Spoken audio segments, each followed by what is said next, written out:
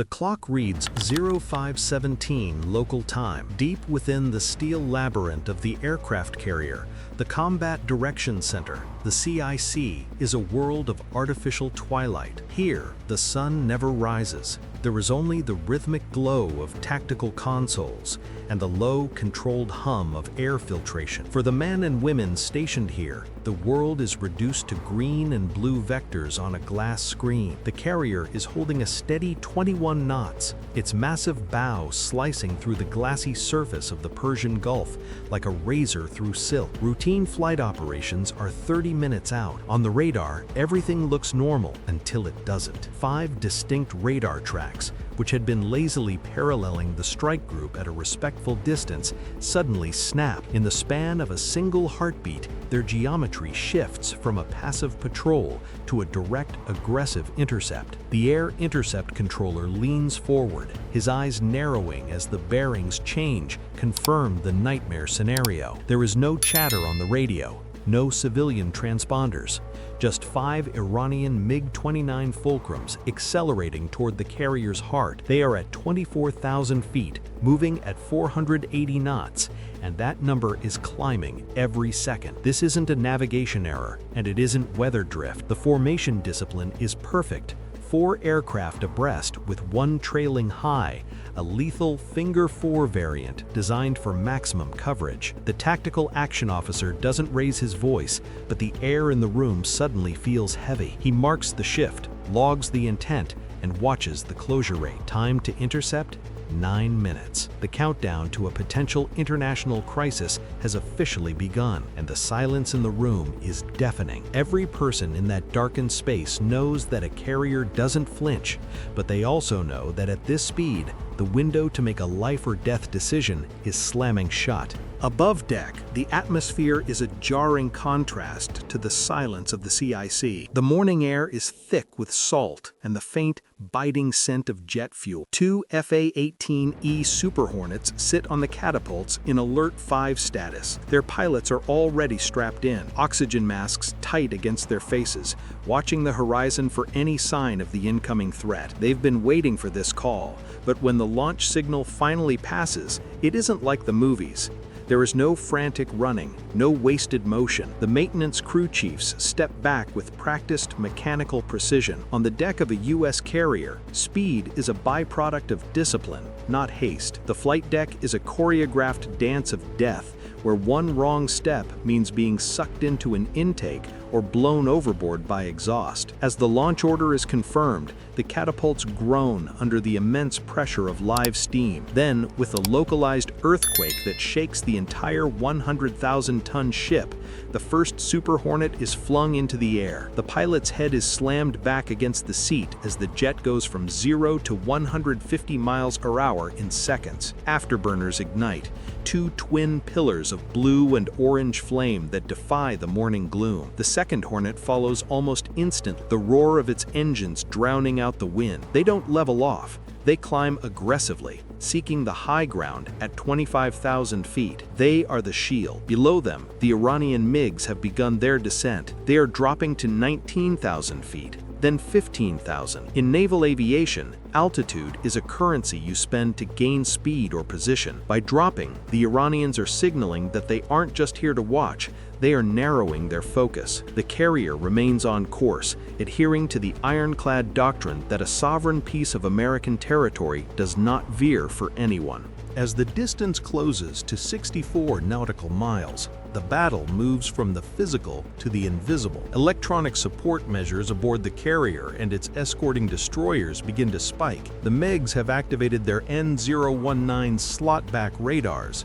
It's a distinct rhythmic pulse that every electronic warfare officer learns to recognize in their sleep. They aren't in a full lock yet, but they are sweeping the strike group with high-intensity energy, painting the hulls of the ships to see how the American Aegis systems respond. On the escorting destroyers, the vertical launch cells remain closed, but the computers have already calculated the intercept geometry. Weapons are safe, but the firing solutions are hot, meaning if a button is pushed, a missile will be on its way in less than a second. The Air Wing commander keys the tactical net, his voice a steady drone over the radio. The ROE, rules of engagement, are clear. show presence, do not escalate unless a hard lock is detected. The MiGs are now at 58 miles and still descending. They are down to Angels 12. At this height, the radar returns from the sea's surface start to clutter the screens, making the job of the American controllers 10 times harder. It's a deliberate tactic.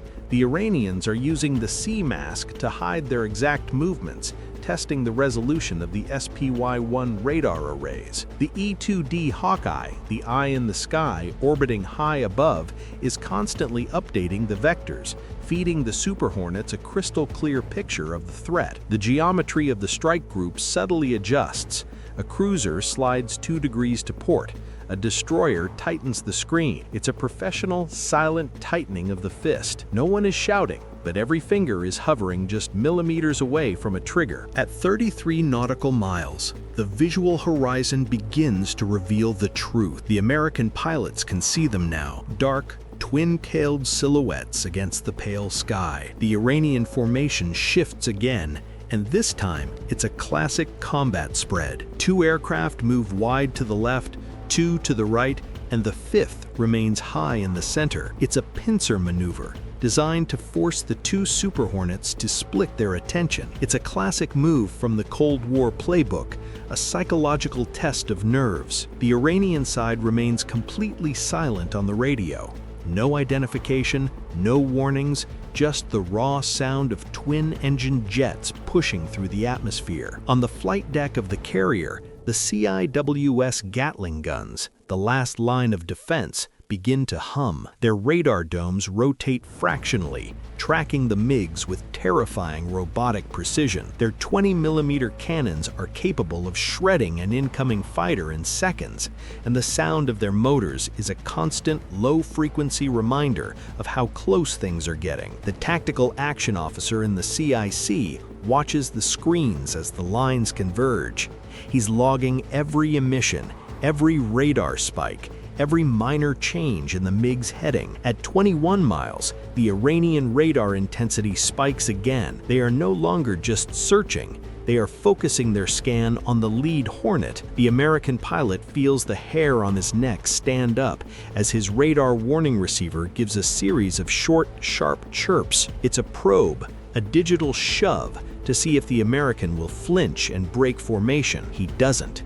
He holds his jet steady, a steel-nerved sentinel in a multi-million-dollar machine, projecting absolute confidence in the face of escalating aggression. We have now entered the kill zone. At 15 nautical miles, both sides are well within the envelope of beyond visual range missiles. If a missile were launched now, the target would have less than 40 seconds to react. The air intercept controller transmits one last time on the guard frequency. Iranian military aircraft, you are approaching United States naval forces. Maintain safe separation. There is no reply. The silence is more threatening than any shout could be. The high-flying MiG centerline suddenly drops 2,000 feet, sliding into a unified wedge with the other 4. They are now just 11 miles out, and they are moving fast. From the deck of the carrier, the MiGs are no longer just shapes. You can see the gray camouflage and the Iranian roundels on their wings.